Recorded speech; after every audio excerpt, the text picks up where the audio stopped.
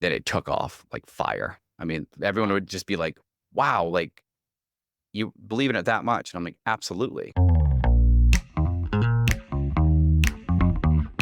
Hey, Eric. Hey, Ed. This is our first heat pump podcast. So we should probably tell folks what it's all about. We're co-founders of Amply Energy. We make breakthrough software for heat pump installers. And we think heat pumps are how everyone in the country will heat and cool their homes in the future, not just in the South, everywhere. As we go into this transition, we want to make sure it goes well for everybody, for the homeowners, for contractors, for the planet. And so in this podcast, we want to cover all things heat pumps. We want to cover the business of heat pumps, the building science, the technology, the policy. And we have a great first guest for our first pod.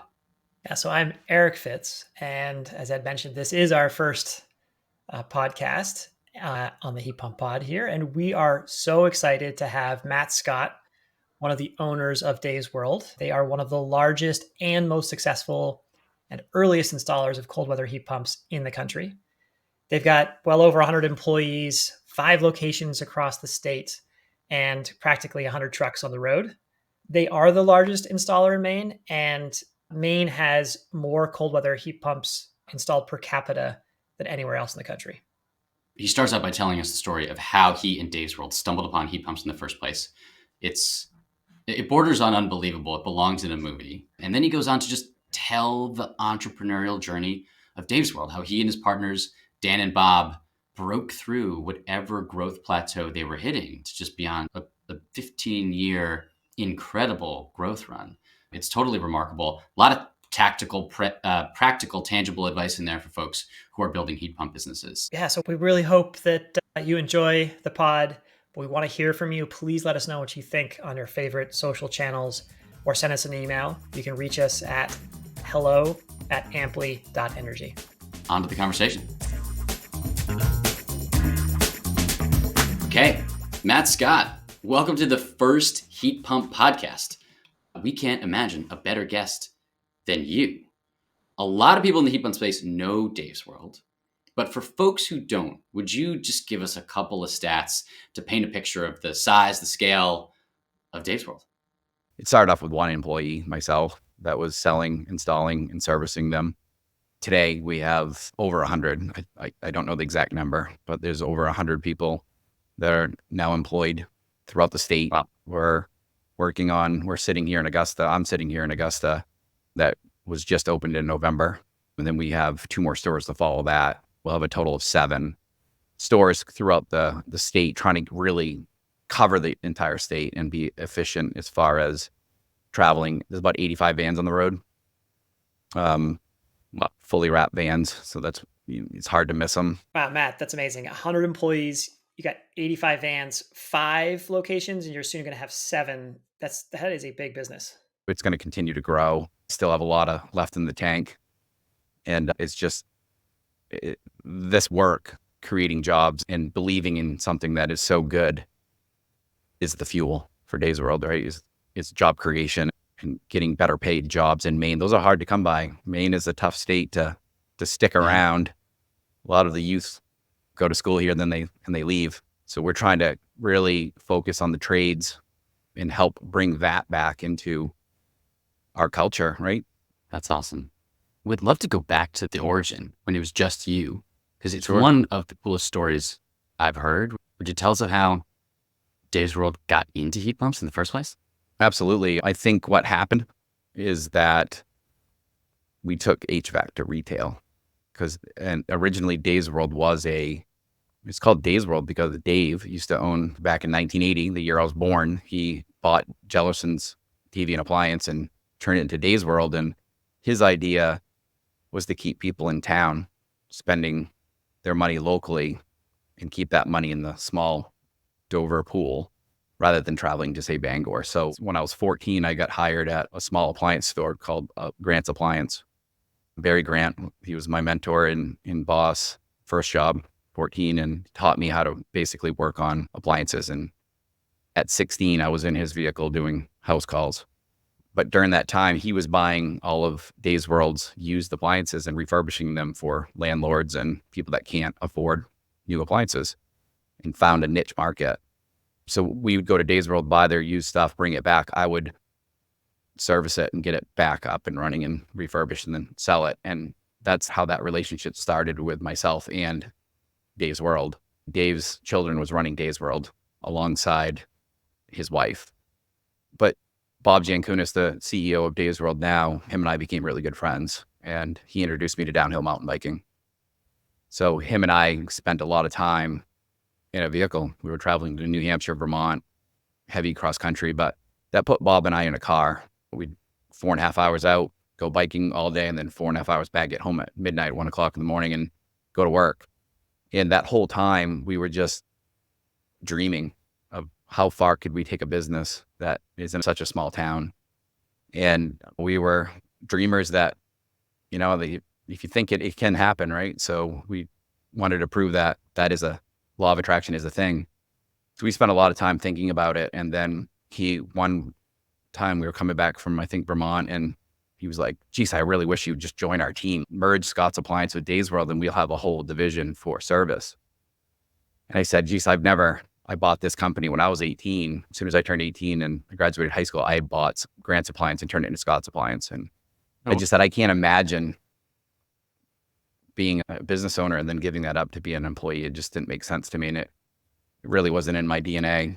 So I jokingly said, you give me 25% of your company, because back then there was 3 owners, 2 Dave's children and Bob. He'd been there since he was 16. I'm not going to share his age, but he's 10 years older than I am. You already said 1980. So I gave that one away. He was like, we'd love to have you. Let me pitch it to my business partners. And they were like, yeah, let's merge Scott's Appliance with Dave's World. There was no money exchanged. It was 100% trade, just small town Maine handshake deal. Yeah, love it. And then we merged it all together. And then that's where the fun began, because I'd always been on my own. So always very hands-on, doing all the labor side, but running the business side, I was not great at it. Just like a lot of people that run a company and in the trades, they're up at 10 o'clock at night doing the paperwork. And I was relieved to be able to lose that part of it. All I had to do was focus on my craft. Dan and Bob are magic behind the scenes as far as running the operational side, the structure side, where I lacked. And as soon as I came on board, I had felt like I had missed out on what all my friends are doing. At that point, I was like, what am I doing? I never went to school. I don't have a degree. I don't have something that says I'm somebody. I felt like I was missing out on something. So the first thing I asked my business partner was like, hey, do you mind if Dave's World pays for me to go to refrigeration school? Like, I know how to do it. I just felt like I needed to go get that degree, and Dave's World paid for it. And I went to night school for months while trying to balance a new marriage with 2 little kids. It was a good time. Yeah. During that process, I had a budget to go buy from Dan. Dan's my other business partner, Dan, chair of Dave's son, and he's the CFO. And basically, I had a budget to go buy all the new tools to start this new venture. Not only are we going to do all the appliance repair, but we're going to be able to do refrigeration, which is a huge addition to a company that was already doing so much.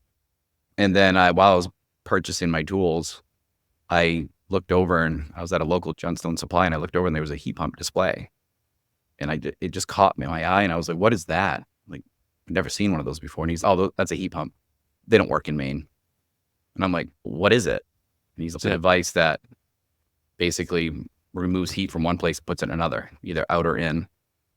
And it just grabbed me for some reason. And I asked more questions about it. And I was like, why do you have one if they don't work?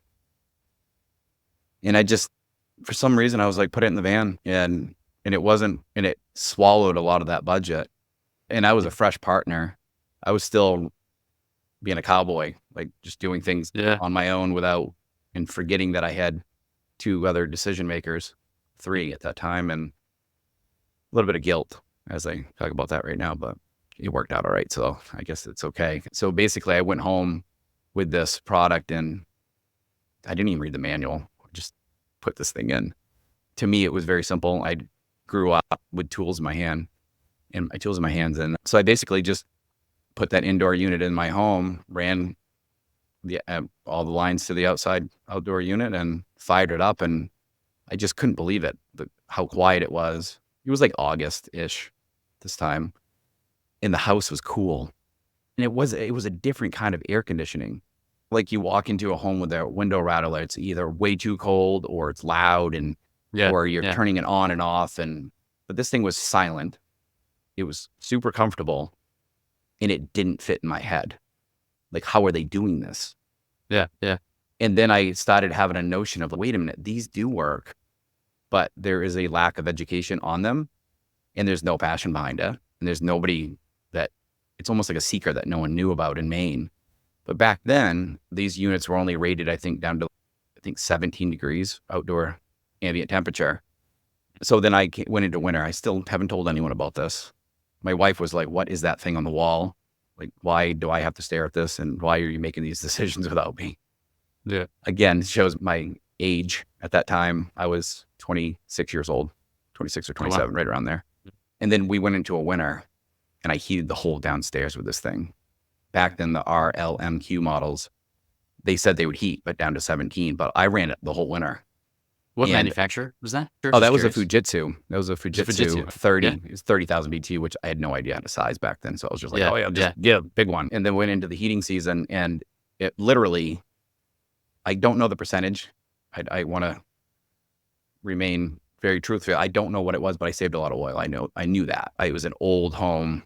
It wasn't spray foamed yet. It had rock foundation, like a lot of old Maine homes, 1800s. So at this point, I go back to my partners. I was like, hey, I got to tell you something. I found something and I think it's something that can grow legs for us. And they're like, where'd you get that? I'm like, remember that budget? Yeah, I snuck that in there because I think I found something that is going to be huge for us. And they're like, we're already so busy doing all this other stuff. What are you thinking?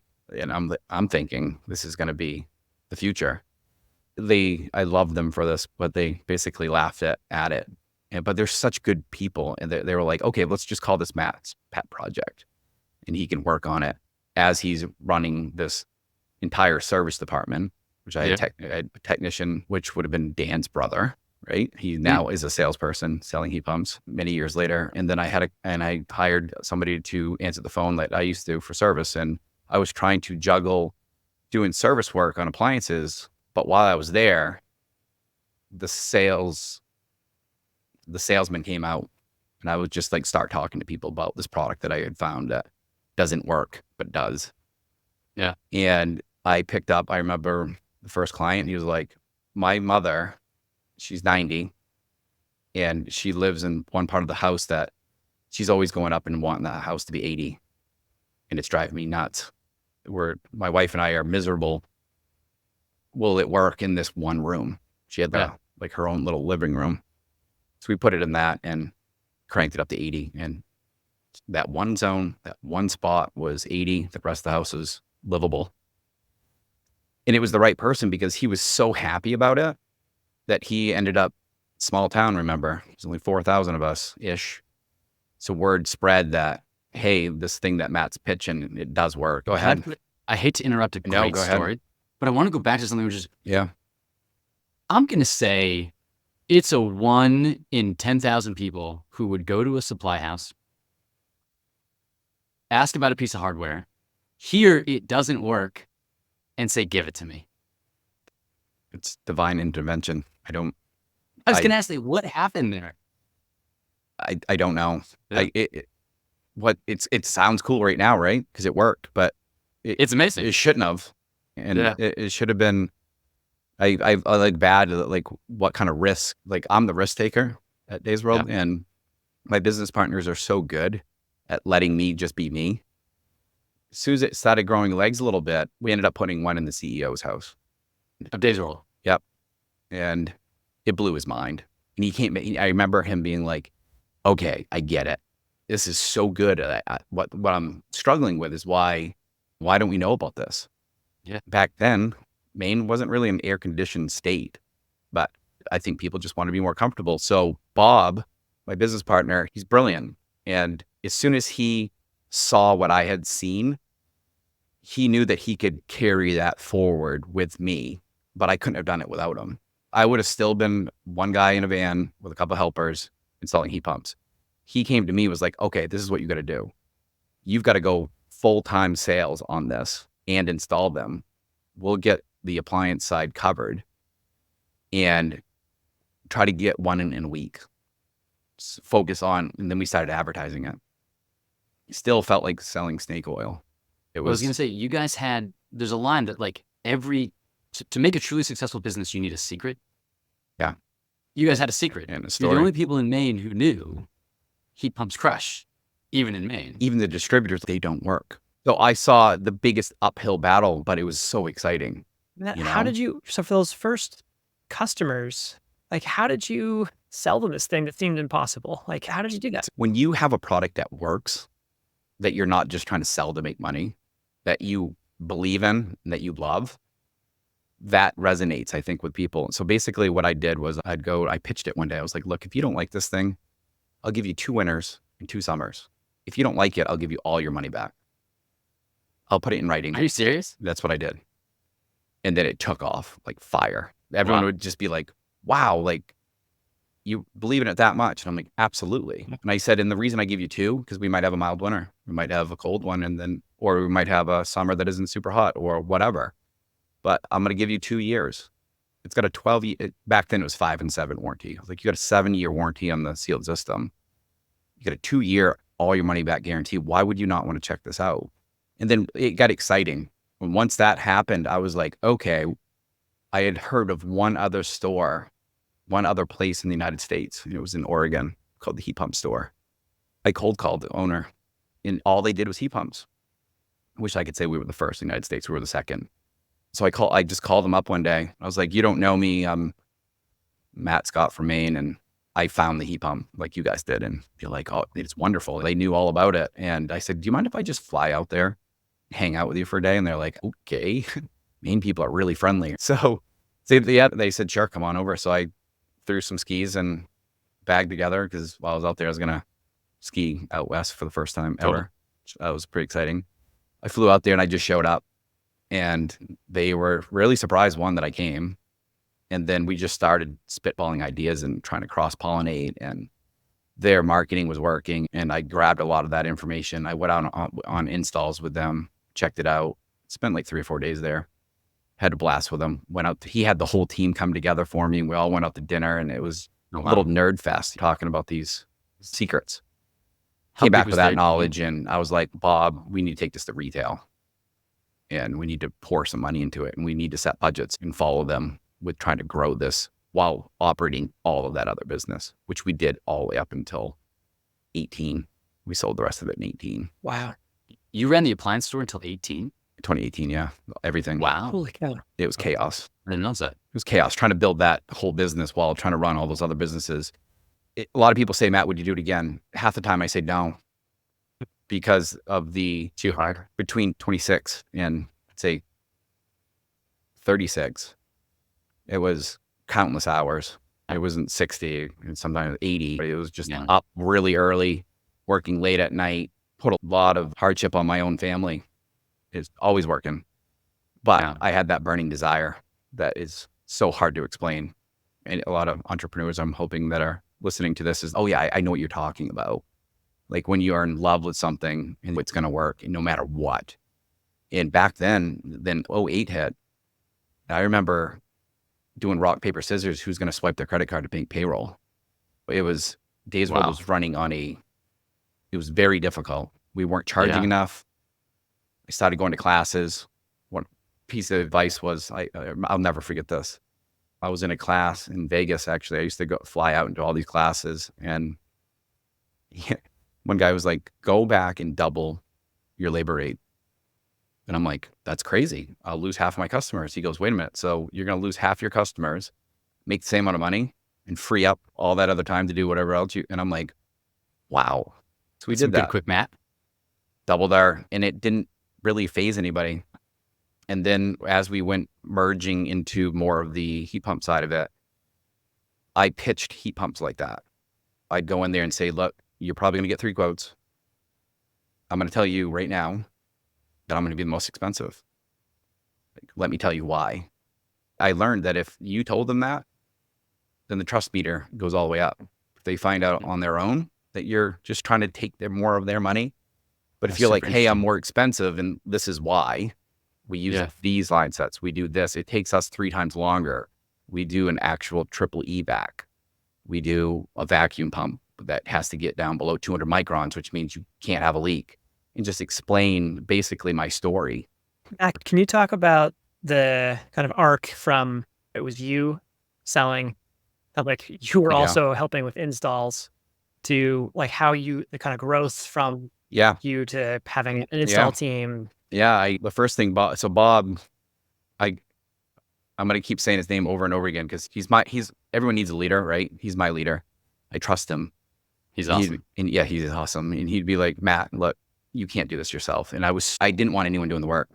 I spent way too long doing it. I spent the whole day doing a single zone. Like everything had to be perfect. Too many zip ties. Just everything had to be like just perfect.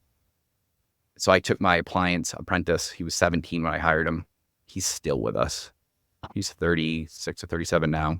Yeah. But he was 17 when I brought him into the heat pump world and said, I need you to learn how to install these with me.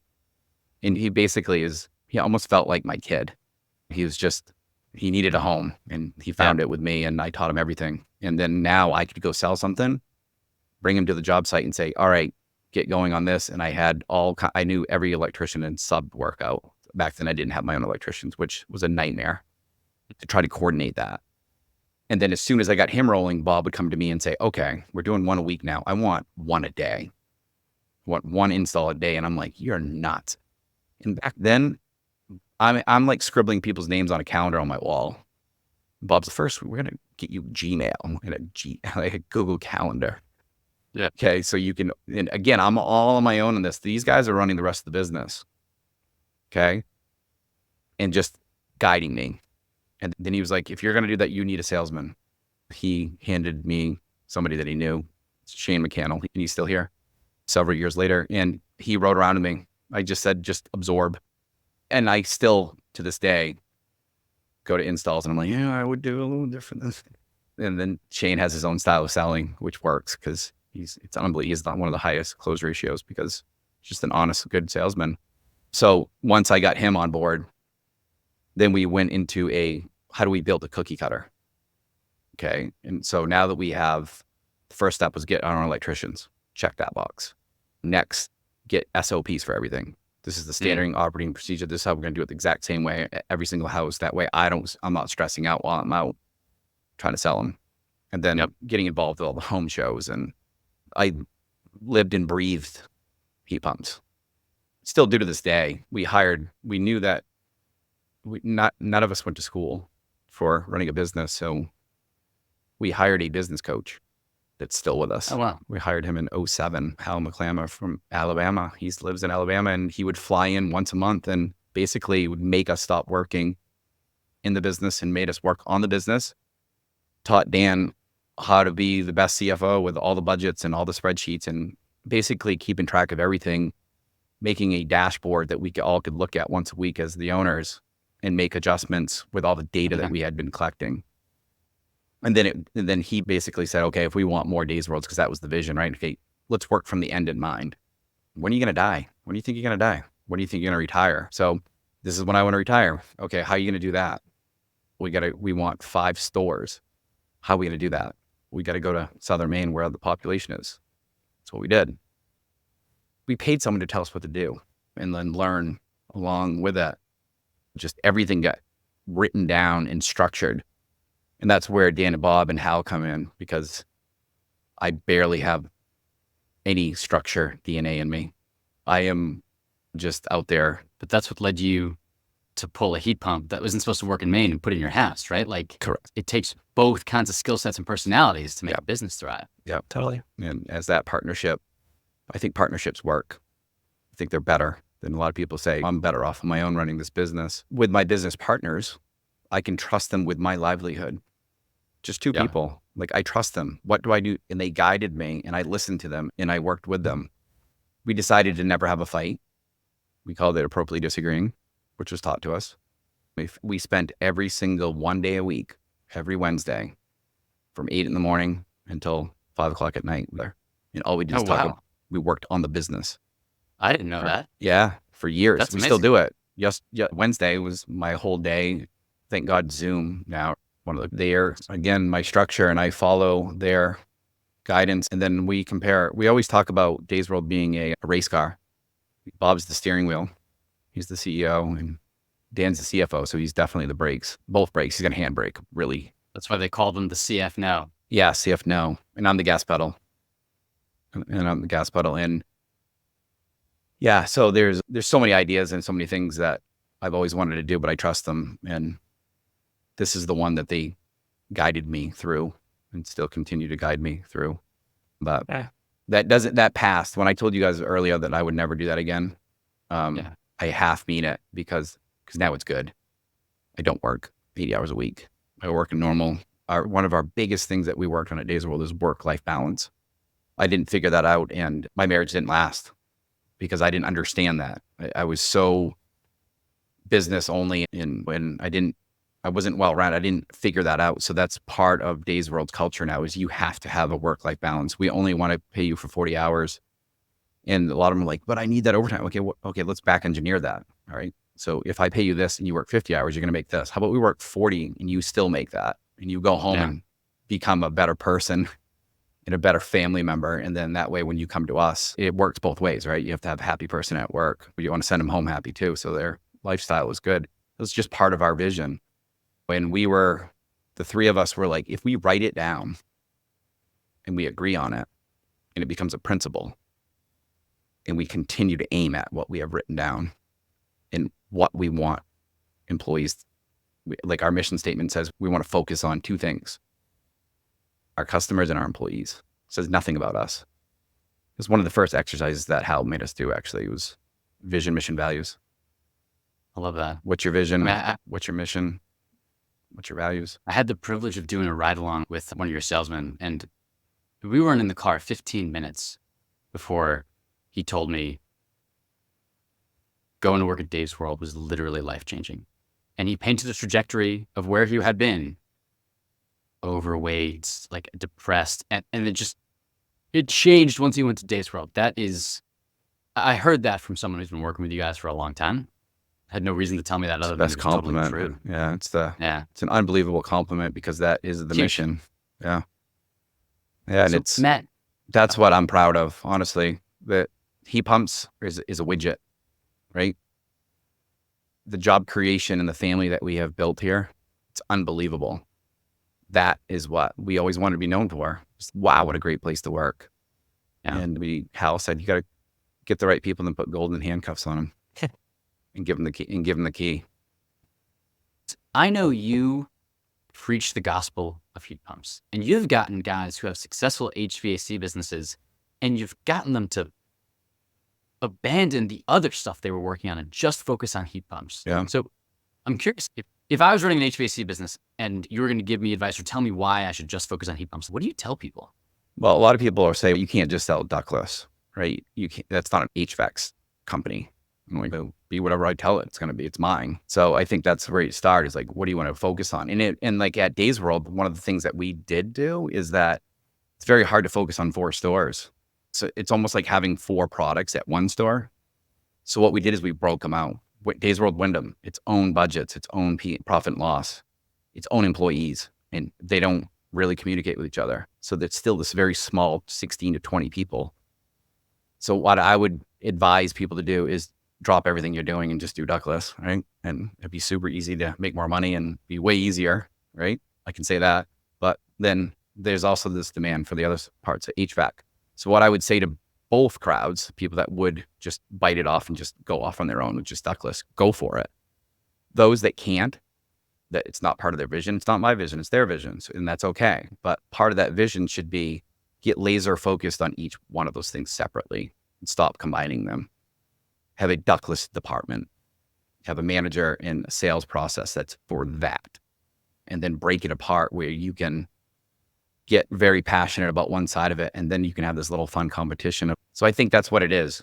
All right, Matt, this has been awesome. Last few questions. If someone wanted to know what Dave's World's secret to success was, what would you tell them?